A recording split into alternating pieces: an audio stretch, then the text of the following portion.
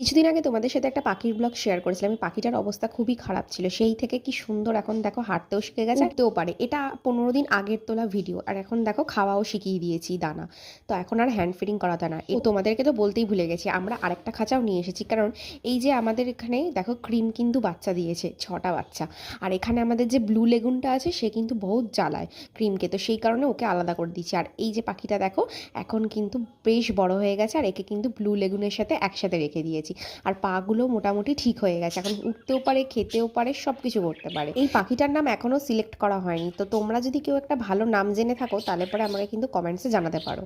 তো এই দেখো পাখিটাকে আমি আবার ব্লু লেগুনের সাথেই ছেড়ে দিলাম। কি সুন্দর দেখো, উঠতে পারে, আবার ডালেও বসতে পারে। প্রথমে তো ভেবেছিলাম ডালে বসতে পারবে না, কিন্তু এখন দেখি উড়ে বসতে পারে ডালে। ক্রিম টোটাল 4টে ডিম দিয়েছে, তার মধ্যে একটা ডিম ফুটে গেছে, 5 দিন হয়ে গেছে। আর 3টে ডিম কিন্তু রয়েছে, এখনও তা দিচ্ছে। বাচ্চাটার ভিডিও পরে তোমাদের সাথে শেয়ার করবো অন্য কোনো একটা ব্লগে। যদি ভিডিওটা